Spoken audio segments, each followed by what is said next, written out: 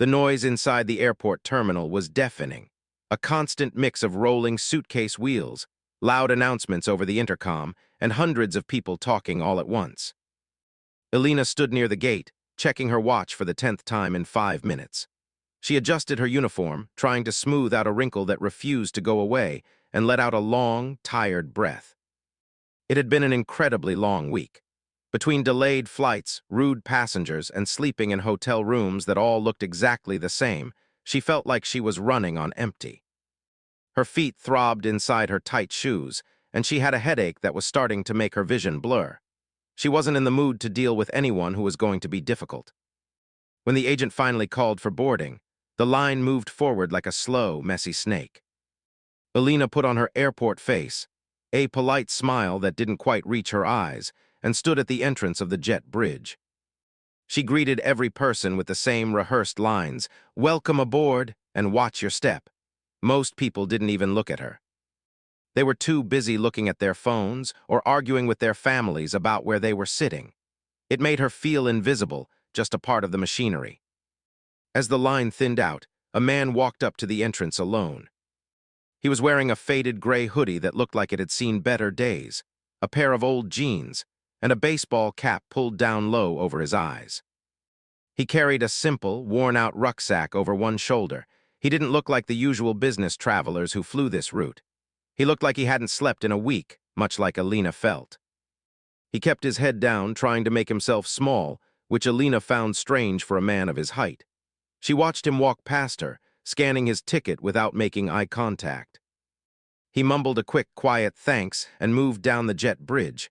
Elena frowned a little as she watched him go. In her experience, people who dressed like that were usually the ones who caused the most trouble. They were the ones who would try to stuff oversized bags into the overhead bins or complain about the lack of free food. She felt a familiar prick of irritation in her chest. Why couldn't people just dress normally and follow the rules? Once everyone was on board, Elena went through her safety routines and helped get the plane pushed back from the gate. As soon as the "Fasten Seatbelt" sign dinged off, she began her work in the cabin. The aisle was narrow, making it hard to move without bumping into elbows.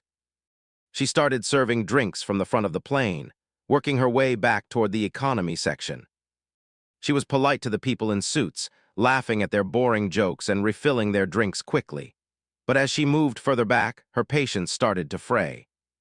The air was getting warm, and the smell of old coffee and too many perfumes was making her nauseous. She finally reached the row where the man in the gray hoodie was sitting. He was in the window seat, looking out at the clouds, completely lost in his own world. On the tray table in front of him, he had placed a small book and a bottle of water. He looked peaceful, but Elena just saw someone who looked messy. As he shifted in his seat to stretch his arms, his hoodie moved slightly, revealing a thin silver chain around his neck. Hanging from the chain was a ring. It caught the overhead light shining for a brief second. Elena paused in the aisle, holding the beverage cart. To her tired, cynical eyes, the necklace looked odd. It didn't seem to match his outfit. In fact, it looked cheap, like something a child would make in art class or a fake piece of metal you might buy at a discount store. She shook her head in annoyance. She hated it when people tried to look like they had money when they clearly didn't. It seemed fake to her, just another way people tried to impress strangers. She decided to say something. In her mind, she was just doing her job, maybe preventing a problem later on. She leaned over the empty seat next to him, putting on a stiff, professional smile. "Excuse me, sir," Elena said, her voice sharp enough to cut through the low hum of the engine. The man jumped slightly, surprised by the noise so close to his ear. He turned away from the window. He had a kind face, but his eyes looked incredibly sad and heavy. He looked up at her, waiting for her to speak. "I need to ask you to keep your items stowed securely," she said, pointing at the book on his tray table. Then, without thinking, she let her finger drift toward his chest, toward the silver chain. "And you really should be careful with that necklace." The man looked down, his hand automatically moving to cover the ring on the chain. He held it gently like it was the most fragile thing in the world. "I'm sorry," he asked, his voice soft and polite. "It looks like a very delicate piece of jewelry," Elena continued, her tone dripping with judgment. "It's probably better if you keep it tucked inside your shirt." We wouldn't want it to snap if it gets caught on the seatbelt or something. It looks like. Well, it looks like it wouldn't take much to break it. She paused for effect, giving him a look that suggested she knew better than him. It's a shame when people ruin their accessories by not taking care of them. Even simple things need to be treated with respect. The man stared at her. He didn't get angry. He didn't shout back. He just looked at the necklace, his thumb rubbing over the band of the ring. He looked back at Alina, and for a second she saw a flicker of deep hurt in his eyes. It was a look that made her stomach twist, but she pushed the feeling away. She was the flight attendant. He was just a passenger. "It is stronger than it looks," he said quietly, almost whispering. "And it means a lot to me. I promise you I won't let it break." Alina let out a short, impatient sigh. She crossed her arms over her chest. "Well, just try to look presentable. It's distracting to other passengers when you have things dangling like that. Please just put it away." The man nodded slowly. "Okay. I understand." He tucked the ring and the chain back inside his hoodie, patting his chest where it lay hidden. He didn't say another word. He just turned back to the window, looking at the endless sky. Alina stood there for a moment, expecting him to argue or at least look annoyed. But he didn't. He just sat there, taking her insult quietly. She felt a small spark of victory mixed with a lingering annoyance. She felt she had taught him a lesson about looking professional. "Good," she said, mostly to herself. She grabbed her cart and pushed it further down the aisle, leaving him alone in the silence. She didn't notice that the woman in the seat behind him was watching everything with a look of shock on her face. Alina didn't notice anything except her own fatigue and her belief that she was right. As she moved to the next row, she thought about the coffee she would get during the layover, already forgetting the man with the sad eyes. Unaware that she had just humiliated one of the most famous people in the world, and worse, that she had insulted a memory that he held sacred. The plane had leveled off at cruising altitude, and the steady, rhythmic hum of the engines filled the cabin. It was a sound that usually put people to sleep, but for Alina, it was just the background noise to her exhaustion. The initial rush of takeoff was over, and now came the long, slow hours of the service. She walked back to the galley, the small kitchen area at the back of the plane, and grabbed the beverage cart. It was heavy and squeaked as she pulled it into the aisle. She took a deep breath, pasted on her customer service smile, and started the long trek toward the front. Her mood hadn't improved since the boarding. If anything, she felt more annoyed. The air conditioning wasn't working well in the back of the plane, and it was getting stuffy. As she moved up the aisle, she stopped at the rows where the business travelers sat. These were the people she knew would tip well or at least treat her with respect. She laughed at their jokes, refilled their wine glasses without them asking, and made sure their seats were comfortable. It was easy to be nice to people who looked like they mattered. When she reached the rows where the economy seats were crowded together, her smile became tighter, colder. She was just going through the motions now. She didn't look at the faces. She just saw obstacles in her path. She wanted to get this over with so she could sit down and rest her feet. Finally, she arrived at the row where the man in the gray hoodie was sitting. He was still in the same position, gazing out the small, oval window at the endless layer of clouds below. He looked completely disconnected from the noisy, cramped reality of the airplane. The empty seat next to him was the only bit of extra space in the entire section, but he didn't seem to enjoy it. He just looked tired.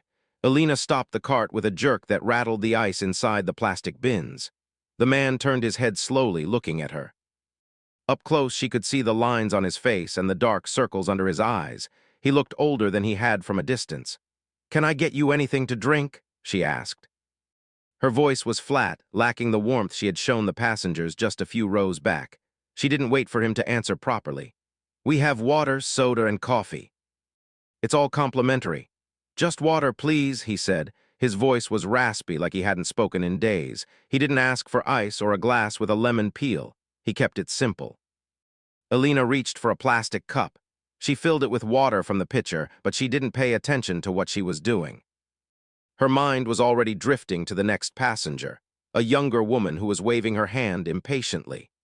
As Alina handed the cup to the man, her hand bumped against the plastic.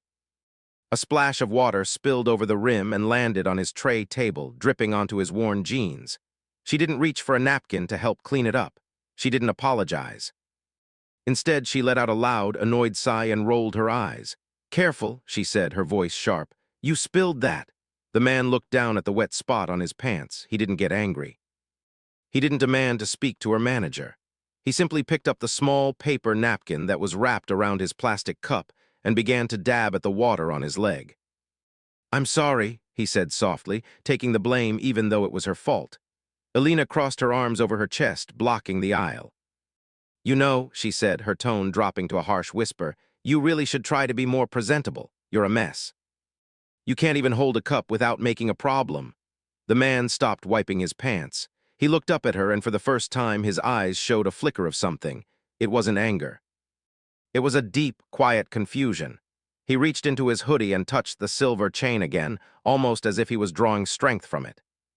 "I'm just trying to get through the flight," he said gently. "Well, we are all trying to get through the flight," Alina snapped back. She felt a sudden burst of courage, fueled by her own bad mood. She pointed a manicured finger at the necklace that was slipping out from his collar again. "And I told you before, keep that thing hidden. It looks fake. It looks like you are trying to be someone you aren't. Nobody wants to see that dangling in their face while they are trying to relax." At that moment, the woman sitting in the aisle seat across from them leaned over. She was wearing a sharp, expensive blazer and had her hair perfectly styled. She had been watching the interaction with a look of disgust on her face. She decided to join in. "Excuse me," the woman said to Alina, but looking at the man in the hoodie. "Is he bothering you? He looks unwell or maybe on something. People like that shouldn't be allowed in the front rows of economy. They bring the whole tone of the flight down." Alina felt a strange sense of validation. Here was a proper passenger agreeing with her. "I know," Alina said, turning her nose up. "I was just telling him to fix his jewelry and sit still." It's like dealing with a child. The man in the hoodie sat there, taking the verbal hits from both sides. He looked at the woman in the blazer, then back at Alina. He could have fought back. He could have told them who he was. He could have bought the entire plane if he wanted to. But he didn't do any of that. That wasn't who he was.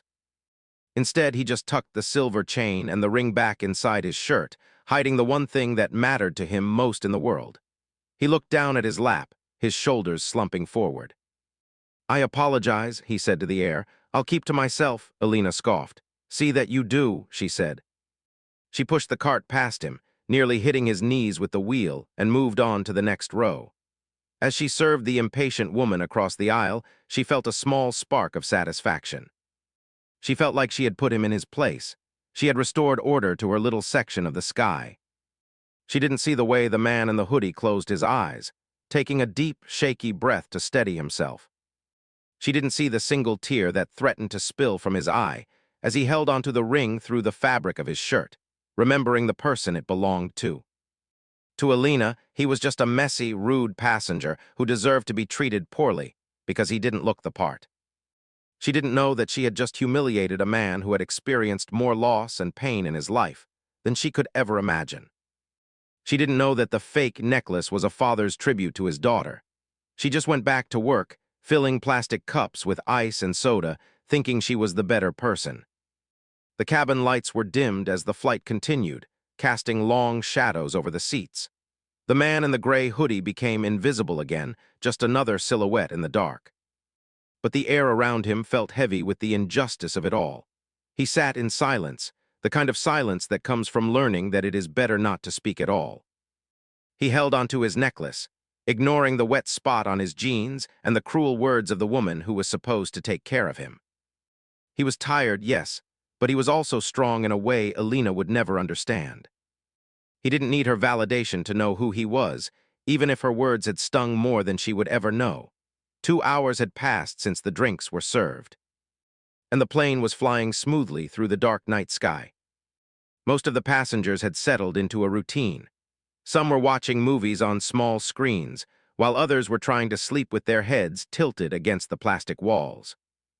The cabin lights were dimmed to a soft blue, creating a calm, sleepy atmosphere. Alina was back in the galley, leaning against the counter. She was sipping a bottle of water and scrolling through her phone, glad for a moment of peace. Her earlier annoyance with the man in the gray hoodie had faded into the back of her mind, replaced by the dull ache of standing up for so long. Suddenly, the quiet of the flight was broken by a loud, disturbing gasp. It wasn't the normal sound of someone clearing their throat or adjusting in their seat. It sounded like a person struggling to breathe. Elena looked up, her heart skipping a beat. The noise came from the row just across the aisle from the man in the faded hoodie. An elderly woman who had been sitting quietly reading a book was now slumped forward in her seat. Her head was resting on the tray table, and her book had fallen to the floor. The man sitting next to her, a stranger, was shaking her arm gently, but she wasn't responding. "Help, she's not waking up," a woman shouted a few rows back. It was the same sharp-dressed woman who had complained earlier. Panic rippled through the cabin instantly. People started unbuckling their seatbelts and standing up to see what was happening. The air felt thick with fear. Elena threw her phone onto the counter and rushed into the aisle. Her training took over, but her hands were shaking. This was the kind of situation flight attendants practiced for but hoped never to face. "Everyone, please sit down and remain calm," Elena yelled, trying to make her voice sound authoritative. She pushed her way through the crowd of curious passengers.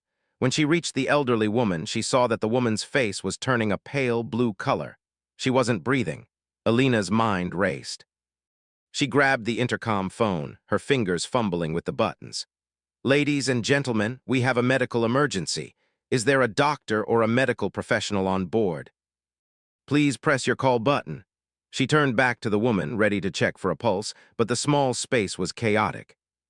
The passengers were blocking the aisle, whispering and filming with their phones. Elena felt overwhelmed. She knelt on the hard floor, but her knees were shaking so badly she could barely steady herself.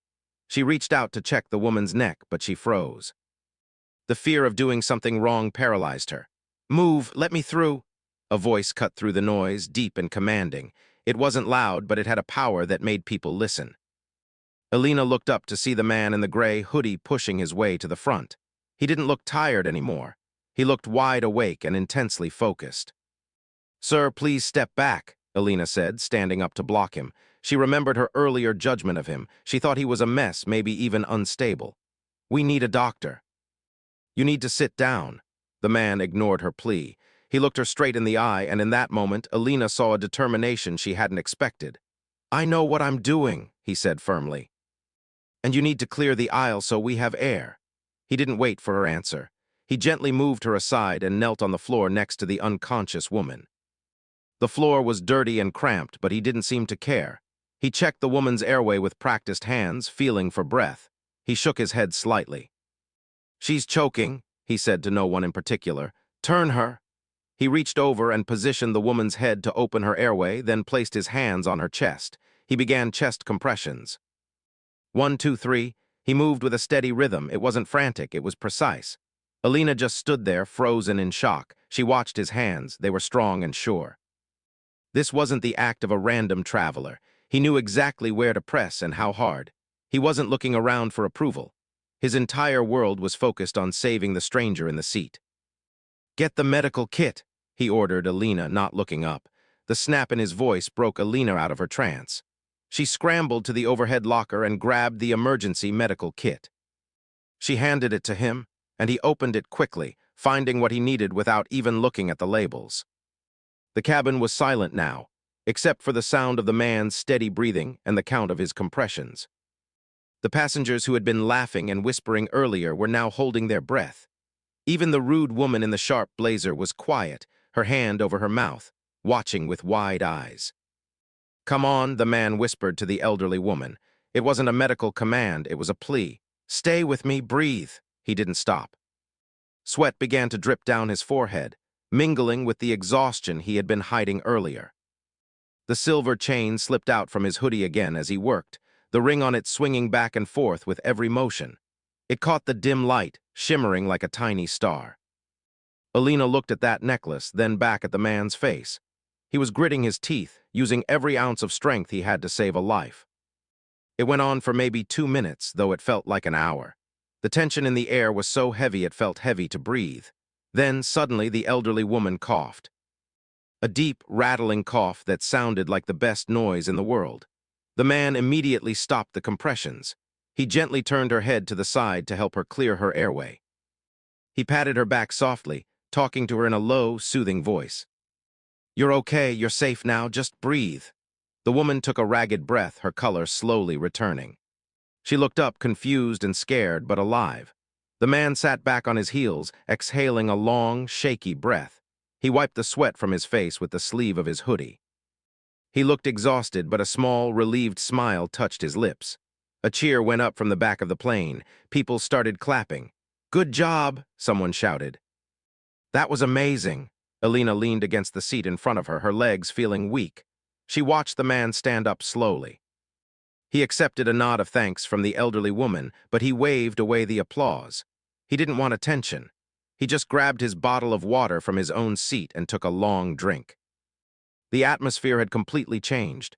The judgment, the annoyance, the class differences, it all vanished in the face of life and death. The man Alina had treated like trash was the only person who had stepped up when it mattered. He hadn't asked for a reward. He hadn't bragged about who he was. He just got on his knees on the dirty floor and saved a stranger. Alina looked at him, really looked at him for the first time. She saw the kindness in his eyes, the humility in his posture, and the strength in his spirit. She looked at the silver necklace resting on his chest, realizing how wrong she had been. The necklace wasn't cheap or fake, it was part of him. And he wasn't a mess, he was a hero, but she still didn't know his name. She just knew that she had made a terrible mistake, and she didn't know how to fix it. The silence that followed the elderly woman's cough was heavy, but it was a peaceful silence. The danger had passed. The man in the gray hoodie stayed kneeling for a moment longer, just to make sure the woman was truly stable. He spoke to her in a voice that was barely audible to anyone else, comforting her like a father would comfort a scared child. Once he was sure she was okay, he slowly pulled himself up. His knees cracked audibly as he stood, a reminder that he wasn't as young as he used to be. He looked exhausted. The adrenaline was fading, leaving his shoulders slumped under the weight of his worn-out clothes. He walked back to his seat, moving slowly. He didn't look around for applause. He didn't wait for people to shake his hand. He just wanted to disappear. He sat down, leaned his head back against the headrest, and closed his eyes. His hand went instinctively to his chest, touching the silver chain and the ring through the fabric of his hoodie. It was a grounding habit, a way to find peace in the middle of chaos. Alina stood frozen in the aisle a few rows away. Her heart was still beating fast from the scare, but now a different feeling was washing over her. It was a cold, creeping feeling of shame.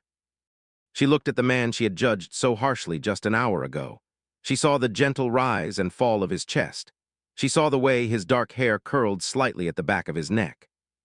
She saw the kindness in his relaxed face. She felt sick to her stomach. She remembered her exact words. "It looks cheap. You look like a mess." She remembered splashing water on him and refusing to give him a napkin. She had treated him like he was less than human, like he was a problem that needed to be fixed. And yet, when the time came to step up, he had been the only one with any courage. He hadn't hesitated. He hadn't complained about the dirty floor or the lack of space. He just saved a life. The pilot's voice crackled over the intercom, breaking Alina out of her thoughts. "Ladies and gentlemen, I am happy to report that our passenger is doing much better. We want to give a special thanks to the passenger who stepped in to assist before we could reach the ground. You are a hero." A few people clapped politely, but most of the cabin was too stunned to make much noise. The sharp-dressed woman in the blazer, who had been so rude earlier, was staring at the man with her mouth slightly open. She was looking at him harder now, really studying his face under the brim of the baseball cap. Suddenly, the woman's eyes went wide. She leaned across the aisle, ignoring the personal space of the person sitting next to her. She tapped the man on the shoulder. He opened his eyes slowly, looking tired and confused. "Excuse me," the woman said, her voice trembling with excitement. "I know this sounds crazy and I don't want to bother you, but aren't you Keanu Reeves?" The name hung in the air like a heavy fog. Alina felt her breath catch in her throat. Keanu Reeves. She heard the whispers start immediately, spreading through the rows of seats like electricity. People were pulling out their phones, scrolling through pictures, comparing the face of the tired man in the hoodie to the movie star on their screens. The man didn't deny it. He didn't try to lie or make up a fake name. He just gave a small, humble nod. He looked down at his hands, clearly uncomfortable with the attention. "Yes," he said softly, "I am." But please, I just want to rest. The reaction was instant. The atmosphere shifted from tension to awe. People gasped. Oh my God, it really is him? A teenager whispered a few rows back. That's Neo, that's John Wick. Alina felt her legs go weak. She grabbed the back of a seat to steady herself. Keanu Reeves, the name was everywhere. He was one of the most famous actors in the world, known for his action movies, but even more famous for being a genuinely good person. There were countless stories about him. Stories of him giving up his seat on the subway, donating millions of dollars to children's hospitals without telling anyone, and treating his crew members like family. Alina looked at the woman he had saved, then back at him. It made sense. Only someone with that much kindness in their heart would jump up to save a stranger without a second thought. But then her eyes drifted down to the silver chain resting against his chest. The fake necklace. She felt a wave of nausea so strong she thought she might pass out right there in the aisle. She remembered the tabloid magazines she had read in the break room years ago. She remembered the tragic stories. The ring wasn't a piece of cheap costume jewelry. It was a keepsake. It was a memorial. She realized with a jolt of horror that the ring likely belonged to his late daughter, a child he had lost years ago. He wore it close to his heart to keep her memory alive. He carried his grief with him everywhere he went, hidden under a simple gray hoodie, and Alina had mocked it. She had called it distracting and cheap. She had told him to put it away because it was weak. Tears stung the corners of Alina's eyes. She felt like the worst person in the world. She had bullied a grieving father. She had humiliated a man who was mourning his child, all because he didn't look like a movie star. She had judged him by his dirty jeans and his tired eyes, missing the beautiful soul underneath. The sharp-dressed woman was now apologizing profusely to him, her face red with embarrassment. I'm so sorry about what I said earlier, she stammered. I didn't recognize you, I feel terrible. Keanu just waved his hand, brushing it off with a gentle smile. It's okay, he said. Really. We are all just traveling. It doesn't matter who I am. He spoke to her with the same kindness he had shown the elderly woman. He didn't hold a grudge. He didn't get angry at the people who had judged him. He just accepted the apology and let it go. Alina watched from a distance, unable to move. She wanted to run away. She wanted to hide in the bathroom until the plane landed. She couldn't believe how blind she had been. She spent her life judging people by how they looked, by how much money they seemed to have, or how neatly they were dressed. She thought she was better than them. But sitting right there in seat 24B was a man who had more money than she could ever dream of, yet he chose to dress simply. He chose to be kind. He chose to save a life while she stood by paralyzed. She looked at the necklace one last time. It didn't look cheap anymore. It looked like the most precious thing in the world. It was a symbol of love that never dies, love that stays with you even when you are flying thousands of miles above the ground. The plane began its descent, the seatbelt sign dinging on. But Alina knew she couldn't just walk away. She couldn't let him leave without fixing this. She had treated him like he was nothing, and she had to find a way to make it right. She swallowed her pride, wiped her eyes, and took a deep, shaky breath. She had to face him. The landing gear lowered with a loud mechanical thud that echoed through the cabin, waking up the passengers who had managed to drift off.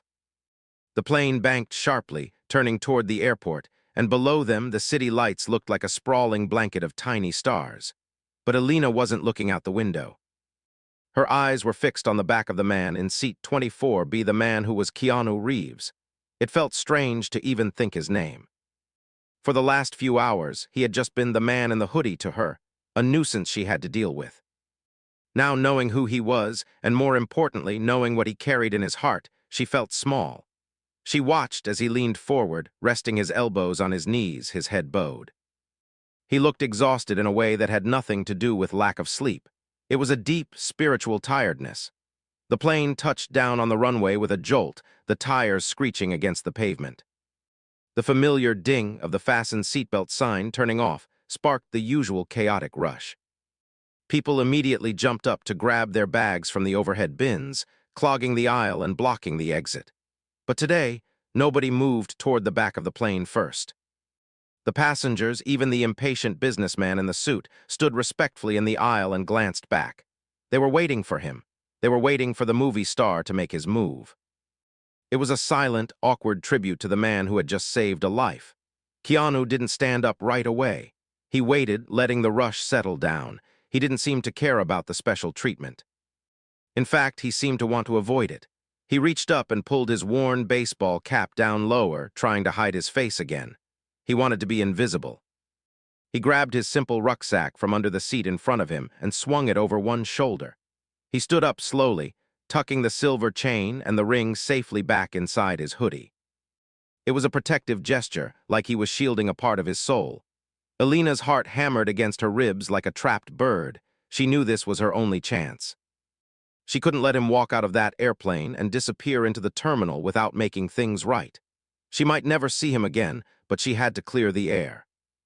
She took a deep breath, wiped her damp palms on her uniform skirt, and stepped into the aisle just as he began to walk forward. The crowd of passengers parted like the Red Sea to let him through, but Alina stood her ground. She blocked his path, forcing him to stop. "Mr. Reeves," she said. Her voice shook, and it was barely louder than a whisper. It didn't sound like the confident voice of a senior flight attendant. It sounded like a scared little girl. He stopped and looked up. From this close, she could see the deep lines around his eyes and the sadness that lived there. He didn't look annoyed. He looked at her with patience, waiting for her to speak. I need to apologize," Alina stammered. The tears she had been holding back were threatening to spill over. She felt her face burning hot with embarrassment. "I was so rude to you when you boarded. I was rude to you when I served the water. I said terrible things about your necklace." She paused, choking on a sob. "I called it cheap. I told you it looked fake. I told you to put it away. I judged you by your clothes and your tired face, and I was so wrong." The aisle was completely silent. Everyone was watching. The rude woman in the blazer was looking down at her shoes, ashamed. Keanu shifted his weight from one foot to the other. He didn't like being the center of this drama. "It is a beautiful necklace," Alina continued, her voice trembling. "I know now who it belongs to. I know it's for your daughter. I can't believe I insulted something so sacred. You were carrying your grief, and I treated you like you were nothing. I am so sorry." She braced herself for him to yell at her or to humiliate her back. She deserved it. She had treated him like dirt in front of 100 people. It would be fair for him to tell her she was a terrible person. But Keanu Reeves didn't do that. He just looked at her, his eyes soft and filled with a gentle understanding. He reached up and touched the ring through the fabric of his hoodie, feeling its shape. "We all have bad days," he said softly. His voice was raspy and kind. "Sometimes the world feels heavy, and we don't always treat each other the way we should." "I was cruel," Alina said, wiping a tear from her cheek. "You were kind enough to save that woman, and kind enough not to scream at me when I spilled water on you. I don't deserve your kindness." He shook his head slightly. "It's not about deserving," he said. "It's just about moving forward. You made a mistake. You admitted it. That takes courage. Not many people would do that." Alina was stunned. She expected anger, but he was teaching her about forgiveness. He was comforting her asterisk, even though she was the one who had hurt him. "This ring," he said, his voice dropping to a whisper so only she and the nearest passengers could hear. "It reminds me of love. That love is the strongest thing there is. It doesn't matter what it looks like on the outside. It matters what it carries on the inside, just like people. You saw the hoodie and the messy hair, but there is a person underneath who loves and hurts just like everyone else." "I will never judge anyone again," Alina promised him. "I learned a lesson today that I will keep for the rest of my life." Keanu gave her that small, tired smile again. It was a genuine smile that crinkled the corners of his eyes. "Then that is a good thing. Thank you for saying sorry. I appreciate it." He reached out and patted her shoulder. It was a brief, fatherly touch. "Take care of yourself, Alina. And fly safe." He knew her name. She hadn't introduced herself, but he had read her name tag when she wasn't looking. He knew her name, yet he hadn't used it to shame her. He had used it to say goodbye. He stepped past her and walked down the jet bridge, disappearing into the bright lights of the airport terminal. He didn't look back. He didn't wait for applause. He just walked away, leaving a transformed cabin behind him. Alina stood there for a long time after he was gone. The other passengers began to file past her, some of them smiling at her kindly, others looking thoughtful. She felt different. The heavy weight of her pride and arrogance was gone. She realized that true class wasn't about wearing a sharp blazer or sitting in first class. True class was what Keanu had shown: humility, patience, and a quiet strength. She straightened her uniform and took a deep breath. The air in the plane felt cleaner now. She knew that from this day on, she would look at every passenger differently. She would look for the story behind the face, the hidden burdens they carried, and the love they held in their hearts. She would never again judge a book by its cover or a man by his gray hoodie. As she walked back to the galley to clean up for the next flight, she touched her own chest, right over her heart. She didn't have a silver ring, but she made a promise to keep the lesson close to her, a treasure more valuable than any jewelry. She would be kind because she had seen what kindness looked like, and it was the most beautiful thing in the world.